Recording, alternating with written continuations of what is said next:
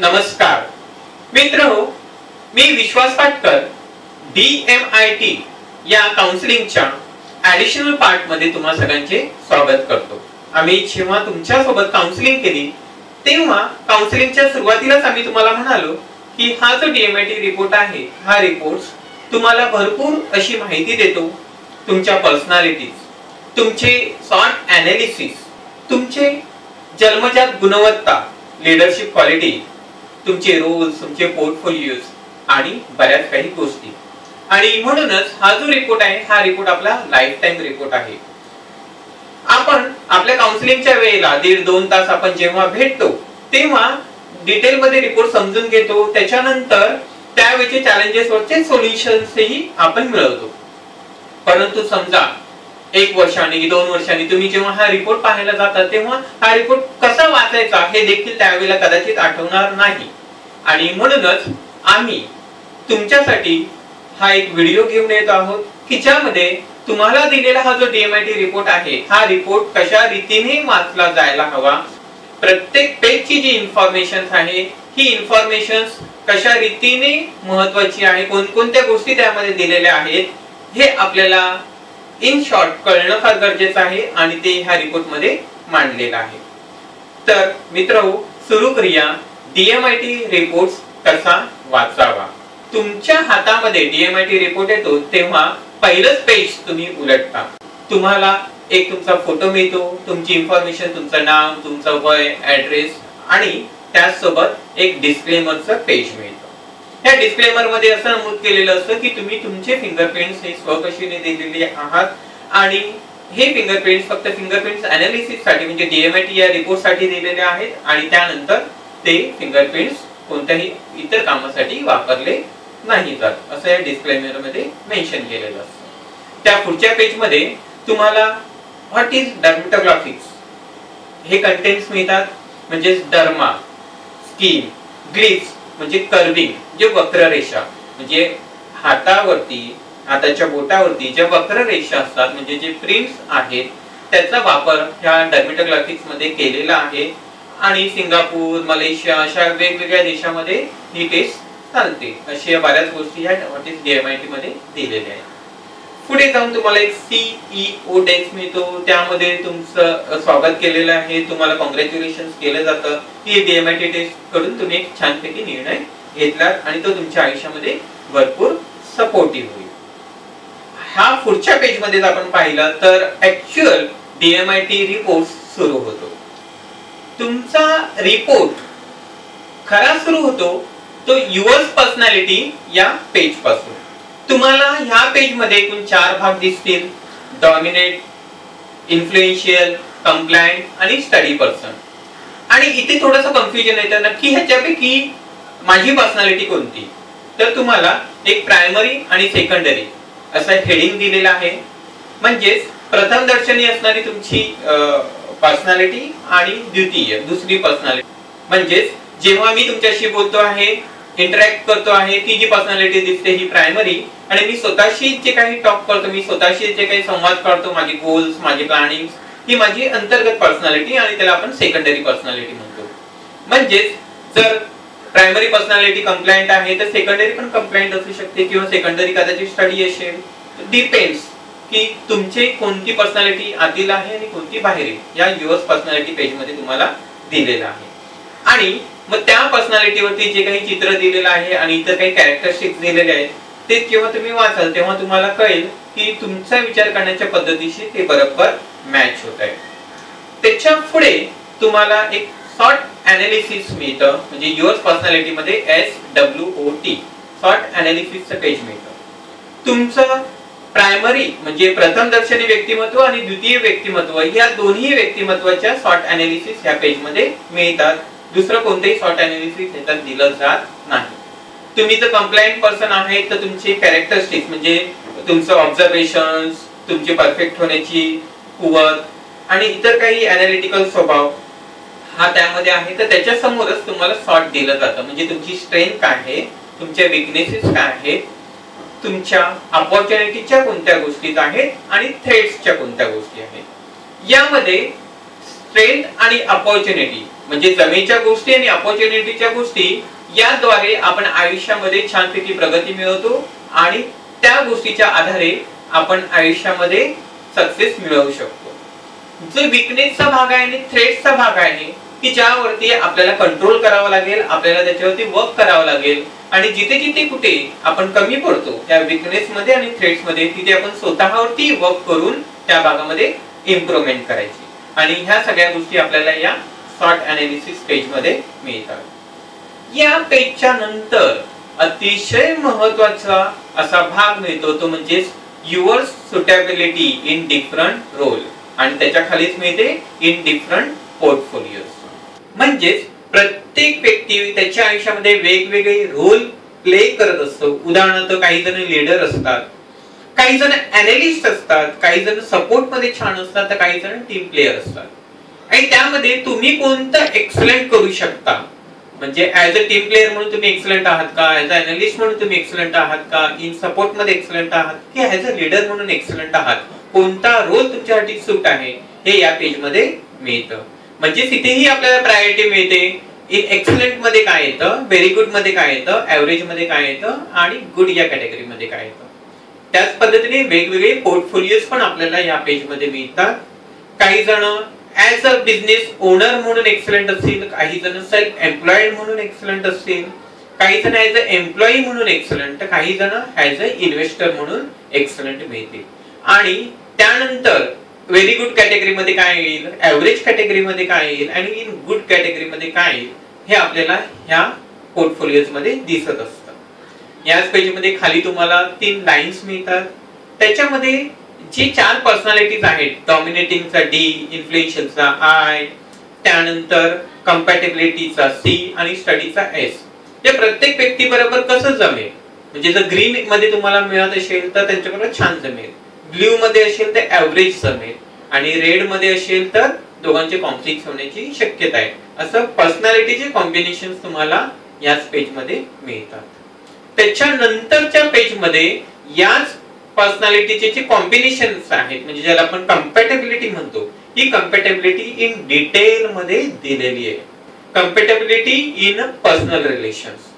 तुम्ही जर study type person आहात तर स्टडीचं स्टडी बरोबर कसं जमेल, स्टडी टाइप ऑफ पर्सनचं डॉमिनेटिंग पर्सन बरोबर कसं जमेल, स्टडी टाइप ऑफ पर्सनचं इन्फ्लुएन्शियल बरोबर कसं जमेल, किंवा जर डॉमिनेटिंग असेल तर डॉमिनेटिंगचं इन्फ्लुएन्शियल बरोबर कसं जमेल, डॉमिनेटिंगचं स्टडी बरोबर कसं जमेल, डॉमिनेटिंगचं कंप्लायंट बरोबर कसं जमेल, यांचं पर्सनल रिलेशन्स कसे असू शकतील, ही संपूर्ण इन्फॉर्मेशन आपल्याला या पेज मध्ये मिळते. सेम याच पद्धतीने आपल्याला एक नेक्स्ट पेज मिळतं ते कॉर्पोरेट कंपॅटिबिलिटी.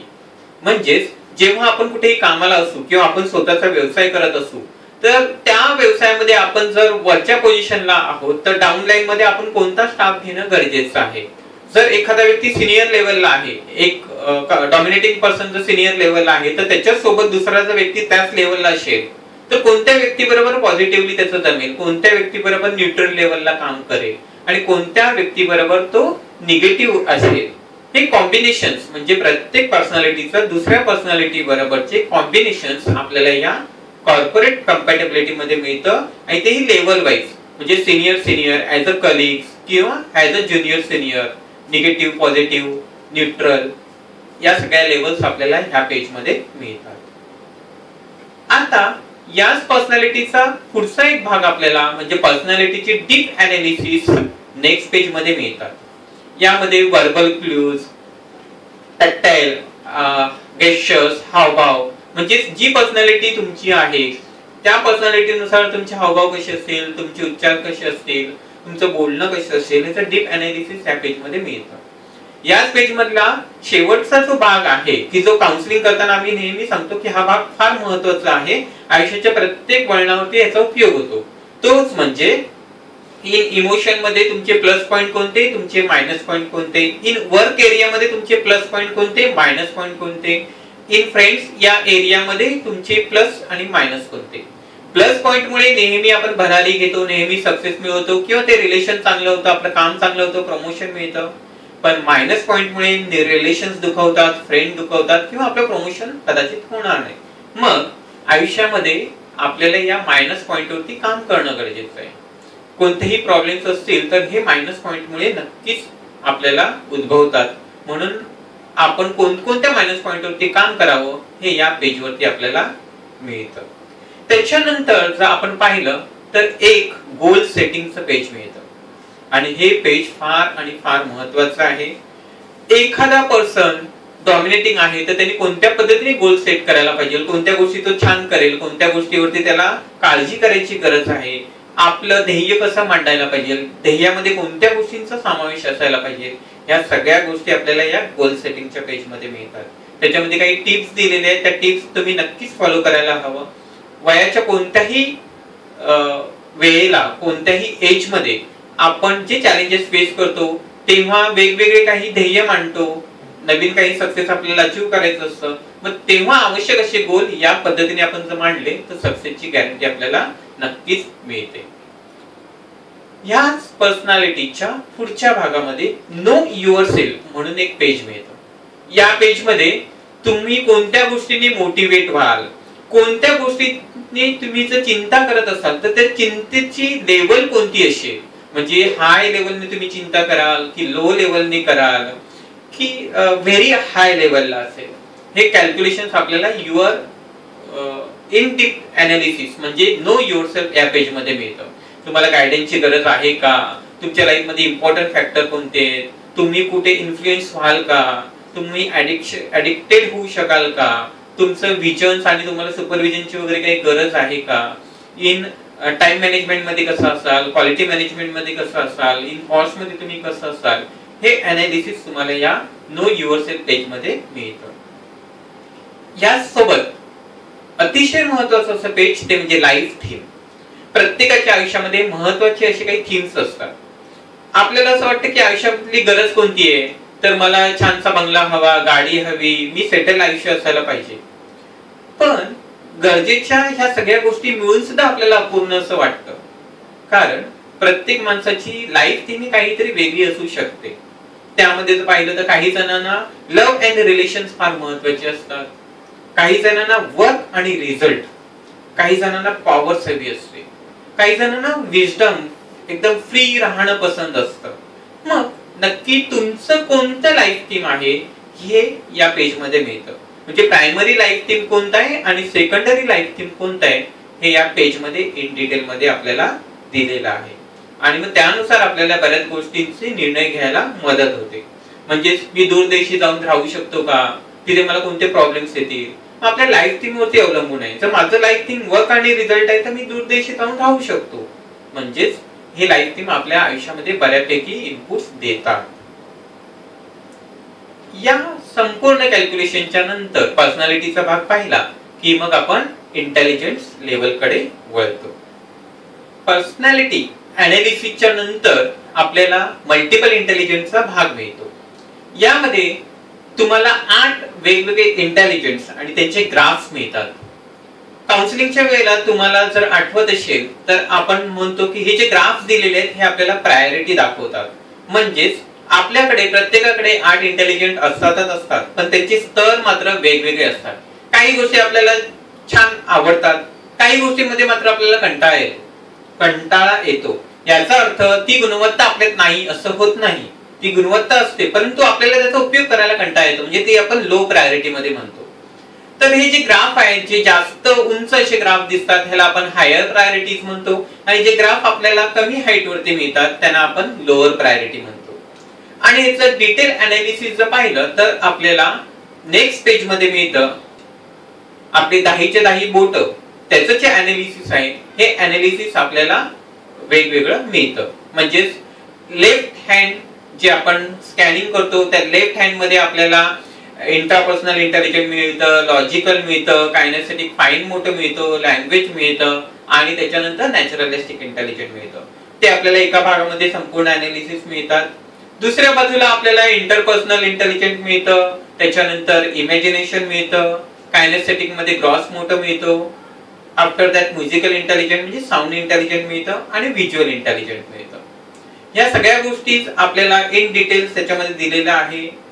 ह्याचे कॅरेक्टरिस्टिक्स म्हणजे इंट्रापर्सनल म्हणजे नक्की काय, इंटरपर्सनल म्हणजे नक्की काय, हे संपूर्ण दिलेलं आहे विथ द पर्सेंटेज आणि क्रमांक दिलेला आहे. म्हणजे हे 10 स्किल जे आहेत ते पहिलं स्किल म्हणजे प्रायोरिटी मधला हाय स्किल कोणतं आहे त्याला 1 नंबर, प्रायोरिटी मध्ये दुसरं स्किल कोणतं आहे त्याला 2 नंबर, असे आपल्याला डिटेलिंग दिलेली आहे. त्याचबरोबर कलर कॉम्बिनेशन्स आहेत. जे ग्रीन कलर आहे त्याला आपण एक्सलंट असं तिथे नाव दिलेलं आहे म्हणजे प्रायोरिटी नंबर 1. जे ब्लू कलर्स आहेत त्याला आपण एव्हरेज असं दिलेलं आहे म्हणजे प्रायोरिटी नंबर 2. रेड कलर आहे त्याला लो प्रायोरिटी आहे म्हणजे प्रायोरिटी नंबर 3. काही वेळेला पर्सेंटेज जर 0 असतील तर आपण त्याला ओपन एरियाज म्हणतो. ओपन एरियाचा अर्थ असा की जो ग्रे कलर आपल्याला मिळतो की त्या स्किलचा आपण कॅल्क्युलेशन्स मांडू शकत नाही. म्हणूनच ती जी ग्रोथ आहे ही इन्फिनिट लेवलला होऊ शकेल जर आपण त्याच्यावरती वर्क केलं. म्हणजे हा एरिया आपल्यासाठी ओपन आहे म्हणजे आपण जेवढी प्रगती करू तेवढी प्रगती त्याच्यामध्ये होऊ शकते असे इंडिकेशन्स आपल्याला त्याच्यामध्ये मिळतं. जर लक्ष नाही दिलं तर कदाचित ते कमकुवतही राहू शकतं. मग हे कलर कॉम्बिनेशन्स आणि हे जे स्किल्स आहेत हे आपल्याला या पेज मध्ये मिळतात. पुढे आपल्याला TFRC म्हणजे टोटल फिंगर रीच काउंट म्हणून एक पेज मिळतं. त्यामध्ये काही नंबर्स आहेत. म्हणजे काही वेळेला हे रीच काउंट 200 मिळतं, काही वेळेला ते 180 असतं, काही वेळेला 70 असतं, काही वेळेला 90 असतं. आणि प्रत्येक फिंगर जे आहेत त्याचे जे रीजेस आहेत त्याच्या काउंटिंग्स मधून आपल्याला ही टोटल फिंगर्स रीच काउंट मिळते. जर तुमच्या फिंगरप्रिंट्स मध्ये जर 8 असतील वेव्स टाइपचे फिंगरप्रिंट्स असतात असे जे 8 टाइप्स जर फिंगरप्रिंट्स तुमच्याकडे असतील तर मात्र हे जे फिंगरप्रिंट्स रीच काउंट आहे हे रीच काउंट आपल्याला बऱ्याच वेळेला इनपुट देऊ शकत नाही. पण अदरवाइज जर 8 नसेल तर तुम्हाला हे जे फिंगरप्रिंट्स रीच काउंट आहेत हे आपल्याला फार मदत करतात. म्हणजेच लर्निंग कॅपेबिलिटीज किती आहे, आपण अभ्यासाचे किती स्टेज घेऊ शकतो, मग हायर लेवलवरच्या किंवा एखाद्या चॅलेंजिंग अशा अभ्यासक्रमाला आपण जाऊ शकतो का, मग ह्या सगळ्या गोष्टीच आपल्याला ह्या फिंगरप्रिंट्स रीच काउंट मध्ये मिळतात. पुढे जर आपण पाहिलं तर ब्रेन डॉमिनन्स म्हणून एक पेज मिळतं. या ब्रेन डॉमिनन्स मध्ये आपल्याला लेफ्ट ब्रेन आणि राईट ब्रेन असं दिलेलं आहे. पण ह्याचा खरा अर्थ आपल्याला मिळतो लेफ्ट हँड आणि राईट हँड. जेव्हा आपण लेफ्ट ब्रेन म्हणतो त्यावेळेला राईट हँडच्या फिंगरप्रिंट्सचा अनालिसिस आहे आणि जेव्हा आपण राईट ब्रेन असं म्हणतो तेव्हा लेफ्ट ब्रेन म्हणजे राईट ब्रेन जेव्हा आपण म्हणतो तेव्हा लेफ्ट हँडच्या फिंगरप्रिंट्सचा अनालिसिस आहे. आणि त्यानुसार एक क्रिएटिव्ह माइंड असतं तर एक लॉजिकल माइंड असतं. मग ह्या दोन्ही माइंड बद्दल आपल्याला तिथे काही पर्सेंटेज मिळतात. अगोदरचं जे पेज आहे की ज्यामध्ये आपल्याला 10 स्किल मिळतात त्याच्यामध्ये जर राईट हँडचं पूर्ण कॅल्क्युलेशन केलं, समअप केलं, राईट हँडचं पूर्ण कॅल्क्युलेशन केलं, लेफ्ट हँडचं पूर्ण कॅल्क्युलेशन केलं तर ते समअप आपल्याला ह्या ब्रेन डॉमिनन्स मध्ये मिळतं. म्हणजे एखादा जर पर्सेंटेज वाईज आपल्याला कुठे काही कमी दिसले तर खाली तुम्हाला दिलेले आहेत की तुम्ही हे जे इम्प्रूव्ह करायचंय म्हणजे लेफ्ट ब्रेन इम्प्रूव्ह करायचं तर कोणत्या ऍक्टिव्हिटी करू शकता, राईट ब्रेन इम्प्रूव्ह करायचंय तर कोणत्या ऍक्टिव्हिटी करू शकता, हे तुम्हाला इन डिटेल त्या पेज मध्ये दिलेलंच आहे.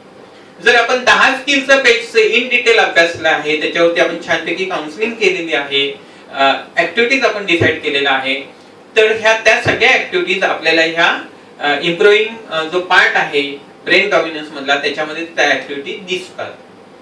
म्हणजेच लक्षात येईल की जे 10 स्किलचं जे पेज आहे ते फार महत्वाचं आहे. पुढे जाऊन आपल्याला ह्या 8 इंटेलिजन्सचे 8 वेगवेगळे पेजेस मिळतात. उदाहरणार्थ मल्टिपल इंटेलिजन्सचं पेज मिळतं. मग मल्टिपल इंटेलिजन्स मध्ये पुन्हा ग्राफिकल प्रेझेंटेशन मिळतं. प्लॅनिंगचा पार्ट कसा आहे, इमोशनलचा पार्ट कसा आहे, त्याच्यामध्ये प्रायोरिटी मध्ये आपण जास्त काय यूज करणार.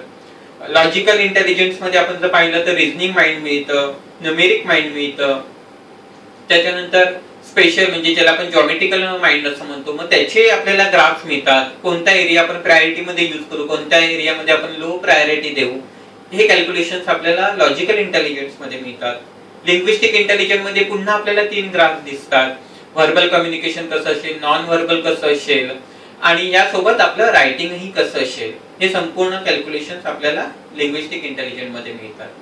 तुम्हाला हे ग्राफ्स बरोबर त्या क्षेत्रामध्ये जर हायर इंटेलिजन्स तुमचं असेल तर कोणत्या प्रोफेशन मध्ये तुम्ही सूट व्हाल हे पण तुम्हाला प्रत्येक इंटेलिजन्सच्या पेज मध्ये दिलेलंच असतं.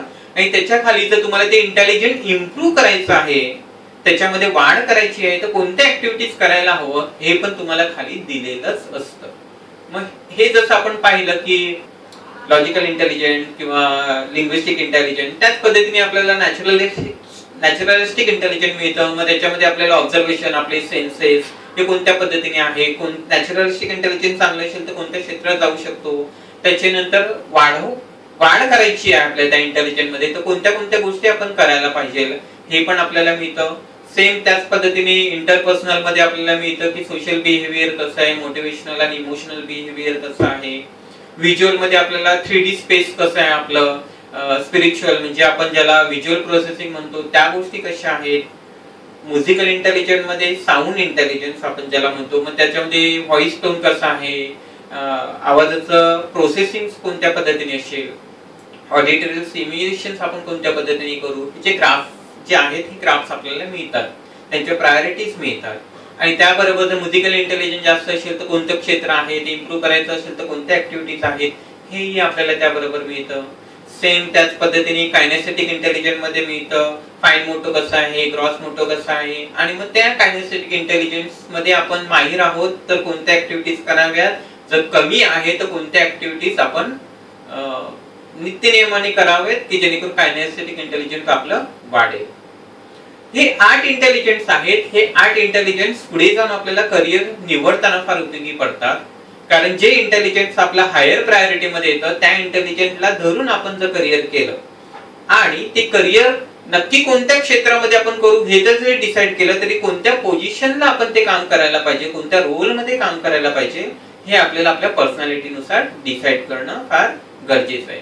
क्षेत्र आणि त्याची डेझिग्नेशन, तो रोल, या दोन्ही पण गोष्टी आपल्याला मल्टिपल इंटेलिजन्स प्लस पर्सनॅलिटी या दोन्हीचे कॉम्बिनेशन्स वरनं ठरवायचे असतात. आणि हे काउन्सिलिंगच्या वेळेला आपण इन डिटेल मध्ये पाहतच असतो. पुढे जाऊन काही ऍडिशनल इन्फॉर्मेशन आपल्याला मिळतात. उदाहरणार्थ आपले जे 5 ज्ञानेंद्रिय आहेत त्या 5 ज्ञानेंद्रियामध्ये आपण प्रायोरिटी मध्ये जास्त कोणतं ज्ञानेंद्रिय वापरतो, कोणत्या ज्ञानेंद्रियाचे आपल्याला प्रायोरिटी लेवल कमी मिळते आणि त्याचं ग्राफिकल प्रेझेंटेशन समोर मिळतं आपल्या त्या रिपोर्ट्स मध्ये. सेम त्या पद्धतीने एक थॉट प्रोसेसचं मिळतं. थॉट प्रोसेस म्हणजे नक्की काय तर आपले हे जे काही बोट आहे त्याचं अनालिसिस आहे. मी ते ग्रुपिंग्स आपल्याला मिळतं, अंगठ्या बरोबर, index finger, middle fingers, little fingers. आणि ह्या कॉम्बिनेशन्स वरनं जे काही समअप होतं, उदाहरणार्थ ऍक्शन, थिंकिंग, टॅक्टाईल हावभाव आपण ज्याला म्हणतो, ऑडिटरियल कानांचा वापर, व्हिज्युअल डोळ्यांचा वापर. आणि ह्या कॉम्बिनेशन्स मध्ये पुन्हा आपल्याला वेगवेगळे ग्राफ्स मिळतात. त्याला आपण एक ऍडिशनल इन्फॉर्मेशन म्हणून देखील म्हणू शकतो. पुढे जाऊन या इंटेलिजन्सच्या वापरावरून आपल्याला मिळतं की एखादी व्यक्ती ही कॉन्सेप्ट ड्रिव्हन आहे की ऑब्जेक्ट ड्रिव्हन आहे, म्हणजे ऑन द ड्रीम बेस चालणारी आहे की फॅक्ट्स आणि फिगर्स वरनं चालणारी आहे. त्याचं डिटेल डिस्क्रिप्शन तुम्हाला त्याच्यामध्ये दिलेलंच आहे. जर प्रायोरिटीज मध्ये जास्त आहे म्हणजे ते पर्सेंटेज जास्त आहे म्हणजे ती व्यक्ती प्रायोरिटी मध्ये त्या गोष्टी जास्त वापरते. एक्झिक्युटर आहे की थिंकर आहे, मग पुन्हा एक्झिक्युटर म्हणजे नक्की काय आणि थिंकर म्हणजे नक्की काय, ह्या सगळ्या गोष्टी आपल्याला त्या पेज मध्ये दिलेल्याच आहेत. जे पर्सेंटेज जास्त आहे ती व्यक्ती प्रायोरिटी मध्ये ती गोष्ट जास्त करेल. म्हणजे एक्झिक्युटर म्हणून जास्त आणि पर्सेंटेज एक्झिक्युशनचे जास्त आहे तर ती एक्झिक्युशन प्रायोरिटी मध्ये जास्त करेल. थिंकिंग जास्त आहे तर मग ती विचार करायला जास्त वेळ देणार, that means thinking he priority मध्ये जास्त वापरणार. अशा पद्धतीने object driven, concept driven, executive किंवा थिंकर्स ही गोष्ट आपल्याला मिळते. नंतरचं पेज क्वेश्चनच्या या भागामध्ये तुम्हाला IQ मिळतो, EQ, CQ आणि AQ. IQ चा अर्थ काय, EQ चा अर्थ काय, CQ चा आणि AQ चा हे इन डिटेल दिलेलंच आहे. जे ग्राफ उंचावर आहेत याचा अर्थ ते प्रायोरिटी मध्ये आपण जास्त वापरू, जे कमी उंचीवरती आहेत याचा अर्थ आपण त्याला प्रायोरिटी कमी देऊ. आणि ह्या प्रायोरिटीज म्हणजे आपण पाहिलं तर IQ, EQ, CQ आणि AQ काउन्सिलिंगच्या वेळेलाही आपण पाहिलेलं आहे की AQ हाही आपल्या आयुष्यामध्ये किती महत्त्वाचा असतो, म्हणजे पेन टेकिंग ॲबिलिटी किती महत्त्वाची आहे आणि ह्याच्यावरती आपण तेव्हा गप्पा मारतो, म्हणजेच त्याचा वापर कसा करायचा आणि ते इम्प्रूव्हमेंट कसं करायचं.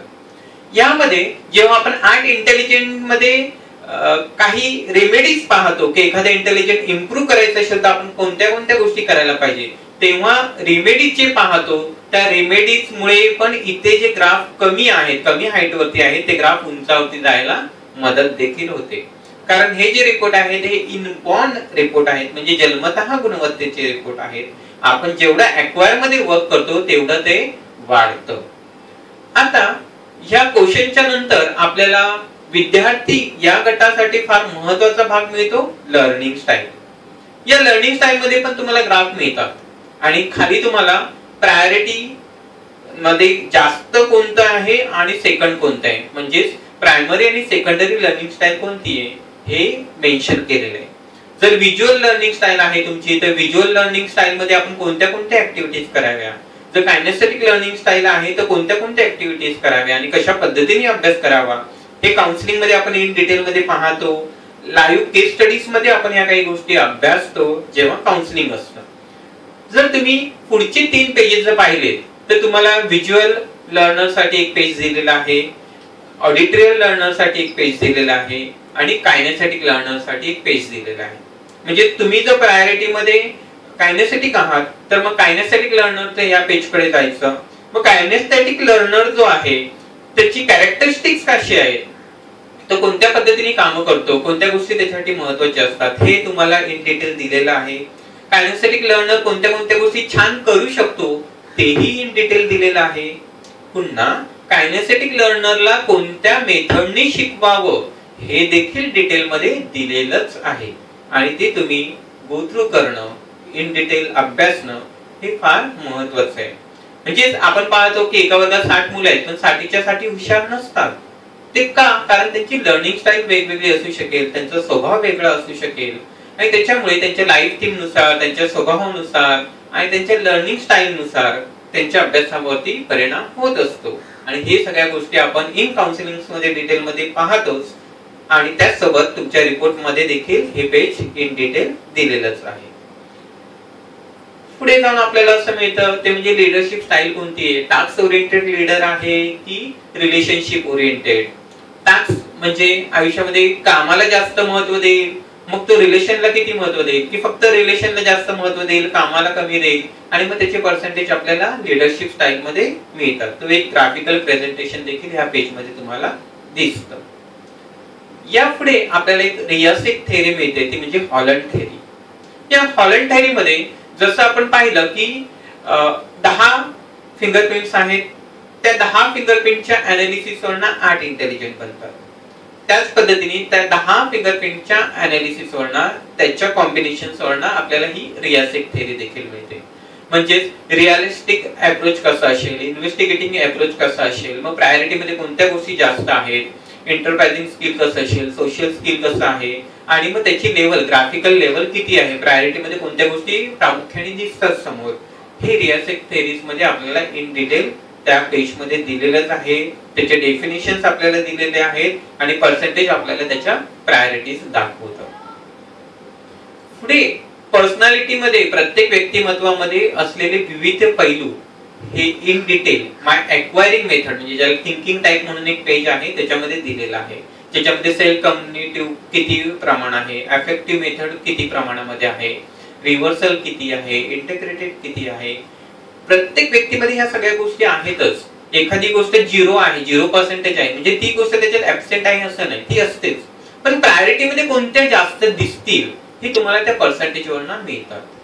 समजा एखाद्या व्यक्तीमध्ये अफेक्टिव्ह मेथड जर पर्सेंटेजने हाय, जर समजा 80% आहे, तर या पुढे तुम्हाला एक पेज दिलेला आहे पॅरेंट साठी किंवा त्या व्यक्तीसाठी म्हणून गाईडलाईन्स आहे आणि त्या गाईडलाईन्स मध्ये तुम्हाला त्या अफेक्टिव्ह पर्सनला कसं हँडल करायला पाहिजे, पालकांनी कोणत्या गोष्टीची काळजी घ्यायला पाहिजे, कोणत्या गोष्टी त्यांच्यासाठी करायला हव्यात म्हणजे अफेक्टिव्ह पर्सन साठी, किंवा जर तो सेल्फ कॉग्निटिव्ह असेल तर कोणत्या गोष्टीची काळजी घ्यायला पाहिजे, रिव्हर्सल असेल तर कोणती काळजी घ्यायला पाहिजे, हे पेज वाईज इन डिटेल मध्ये तुम्हाला दिलेलं आहे. म्हणजेच हा रिपोर्ट सेल्फ एक्सप्लेनेटरी आहे. या पुढच्या भागामध्ये एटीडी अँगल्स दिलेले आहेत. म्हणजे हातामध्ये 3 पॉइंट्स घेऊन, तळ हातावरती 3 पॉइंट्स घेऊन काही अँगल्स मिळतात. हा अँगल्स म्हणजे एटीडी अँगल्स आणि त्याची ग्रुपिंग्स दिलेले आहेत. समजा तुम्ही लेफ्ट हँड आणि राईट हँड ह्या दोघांमध्ये जो ग्रुप बनतोय तो बिलो 30 मध्ये येतोय का, 30 to 35 मध्ये येतोय का, 35 to 40 मध्ये येतोय का, मग त्या ग्रुप नुसार म्हणजेच दोन्ही लेफ्ट आणि राईट या दोघांचा ऍव्हरेज काढायचं. जो ऍव्हरेज अमाऊंट आहे, ऍव्हरेज आलेली जी तुमची काउंटिंग आहे, ती काउंटिंग कोणत्या ग्रुपमध्ये आहे, मग तो ग्रुप तुम्ही जर पाहिलात तर तो ग्रुप तुम्हाला ऍप्लिकेबल होतो किंवा तुमच्या मुलांना ऍप्लिकेबल होतो आणि मग त्यानुसार आपण काही गोष्टी करू शकतो. ह्या 80 अँगल्स मध्ये खास करून एखाद्या व्यक्ती हा स्पोर्ट्स मध्ये कोणत्या पद्धतीने वर्कआउट करेल, स्पोर्ट्सचे कॅलिबर त्याच्यामध्ये किती आहेत, ह्या गोष्टी आपल्याला या 80 अँगल लर्निंग ॲबिलिटीज मध्ये मिळतात आणि ते ग्रुप वाईज पाहणं गरजेचं आहे. आपला ग्रुप शोधण्यासाठी ऍव्हरेज काढायचं आणि तो आपला ग्रुप मिळतो.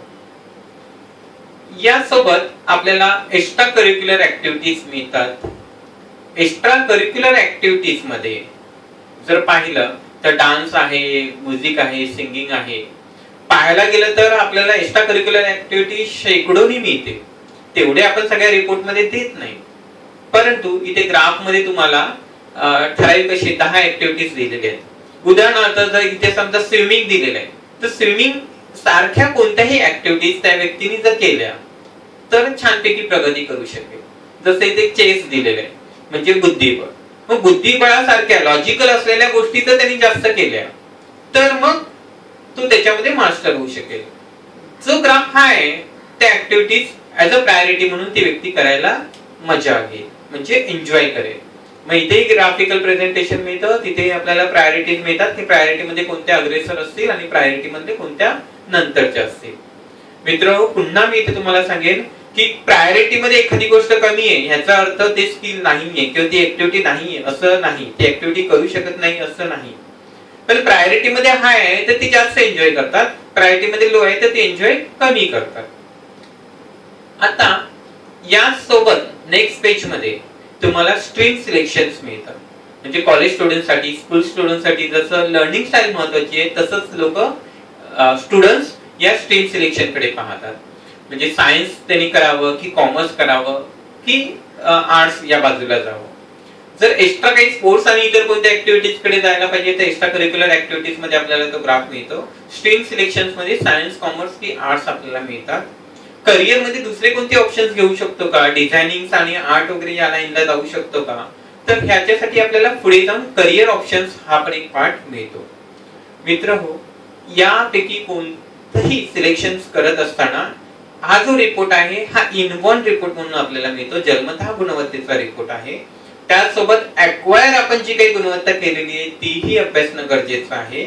आता आपण कोणत्या गोष्टीमध्ये जास्त इंटरेस्ट घेतो आहोत तेही अभ्यासणं गरजेचं आहे आणि मग त्यावर आधारित मग निर्णय घ्यायला हवा की एक्झॅक्टली आपल्याला आयुष्यामध्ये काय करायचंय. यासाठी काउन्सिलिंग ही फार महत्वाची असते. या स्ट्रीम सिलेक्शन्स मध्ये प्रायोरिटीज मिळतात. ग्राफ जो आहे ते अगोदर चूज करावं, ते जर नाही करू शकलो तर मग सेकंड प्रायोरिटीचं करावं. मग इथेही आपल्याला प्रायोरिटीज मिळतात. जर आपण करिअर ऑप्शनचा ग्राफ पाहिला तर करिअर ऑप्शनच्या ग्राफ मध्ये पण तुम्हाला चढ उतार दिसतील. जे इंटेलिजंट म्हणजे 10 फिंगरप्रिंट्स चे अनालिसिसचा जो 10 स्किलचा रिपोर्ट आहे त्याच्यामध्ये जर तुम्ही पाहाल तर लॉजिकल मध्ये तुम्हाला रेड मार्क्स मिळाला, तर इथे लॉजिकल मध्ये म्हणजे करिअर ऑप्शन्स मध्ये तुम्हाला फायनान्स आणि बँकिंग याच्यामध्ये ग्राफ कमी मिळेल. म्हणजेच जे स्किल आहे त्या स्किल मध्ये जो ग्रीन एरिया आहे त्यानुसार आपल्याला इथे करिअर ऑप्शन्स चूज करायला मिळतात. पुन्हा जर आपण पाहिलं तर याच करिअर ऑप्शन्स मध्ये फक्त एवढेच करिअर ऑप्शन्स आहेत का, नाही, हजारोने आहेत. त्यापैकी काही तुम्हाला ह्याच्या नंतरच्या काही पेज मध्ये दिलेलंच आहे. उदाहरणार्थ मॅनेजमेंट बोलायच्या नंतर किती प्रकारचे मॅनेजमेंट आहे, मेडिकल बोलायच्या नंतर मेडिकल मध्ये काय काय येतं, डिझायनिंग मध्ये काय काय येतं, मास मीडिया म्हणाल्याच्या नंतर मास मीडिया मध्ये काय काय येतं, हे संपूर्ण तुम्हाला नंतरच्या पेजवरती दिलेलंच आहे. म्हणजे ज्याला आपण करिअर ऑप्शन्सचा ऍडिशनल पेज म्हणतो. त्यामध्येही तुम्हाला प्रायोरिटीज दिलेले आहेत. म्हणजेच एखाद्या व्यक्तीने त्याच्या मल्टिपल इंटेलिजन्स नुसार एक्सलंट जे आलेलं आहे त्या क्षेत्रात जायला काही हरकत नाही. पण एक्सलंट या क्षेत्रामध्ये जर नाही जाऊ शकलो काही कारणास्तव, फायनान्शियल्स म्हणा किंवा आतापर्यंत इंटरेस्ट एरियामध्ये ते आलं नाही, आपल्याला तेवढा स्कोप मिळाला नाही, तर मग व्हेरी गुड कडे जावं. जर एक्सलंट आणि व्हेरी गुड या दोघांपैकी काही चूज नाही करू शकलो तरच मग आपण गुड कडे जावं. पण जास्तीत जास्त प्रयत्न करावेत की आपण एक्सलंट हे जे ऑप्शन्स आहे ते निवडावं. ह्या संपूर्ण रिपोर्ट मध्ये जे काही आपण पाहिलं, जे काही अनालिसिस केलं, त्याची एक समरी तुम्हाला शेवटच्या पेजवरती मिळते. आणि या समरी मध्ये मग तुमचे आर्ट इंटेलिजन्स, तुमची लर्निंग स्टाईल, तुमचं ब्रेन डॉमिनन्स, तुमचा आयक्यूज, या सगळ्या गोष्टी या समरीज मध्ये दिलेल्याच आहेत. आणि समरीच्या नंतर एक रिमार्क पेज असतं. या रिमार्क पेजच्या नंतर एक जनरल इन्फॉर्मेशन म्हणून 10वीच्या नंतर काय काय करता येतं, 12वीच्या नंतर कोणत्या कोणत्या गोष्टी करता येतात, 12वी मध्ये सायन्स मधून काय करता येतं, 12वी मध्ये कॉमर्स मधून काय करता येतं, सायन्स मध्ये घेतल्याच्या नंतर पुन्हा मॅथ्स घेऊन काय करता येतं, फिजिक्स घेऊन काय काय करता येतं, या सगळ्या गोष्टीचे एकूण 5 पेजेस वेगवेगळे तुम्हाला ऍडिशनल सपोर्ट म्हणून दिलेला आहे. कारण बऱ्याच वेळेला पालकांना माहिती नसते की कोणकोणते ऑप्शन्स आता अवेलेबल आहेत. मग त्यासाठी आपल्या DMIT रिपोर्ट मध्ये ते ऍडिशनल पेजेस दिलेलेच आहेत. मग मित्रहो, हा संपूर्ण DMIT रिपोर्ट प्रत्येक वयामध्ये प्रत्येक क्षणाला फार उपयोगी पडतो. हा रिपोर्ट आम्ही तुम्हाला समजावून सांगितला. ही काही काउन्सिलिंग नाही, हा पूर्ण व्हिडिओ हा काही काउन्सिलिंग व्हिडिओ नाहीये. फक्त रिपोर्ट कसा वाचावा, तो कसा समजून घ्यावा, हे आम्ही तुम्हाला ह्या व्हिडिओद्वारे सांगितलं. हा व्हिडिओ जर तुम्ही संग्रहित ठेवला तर कोणत्याही वेळेला तुम्हाला तो रिपोर्ट समजून घेणं फार सोपं जाईल. तुम्ही हा व्हिडिओ ऐकलात, आम्हाला एवढा वेळ दिलात त्याबद्दल धन्यवाद.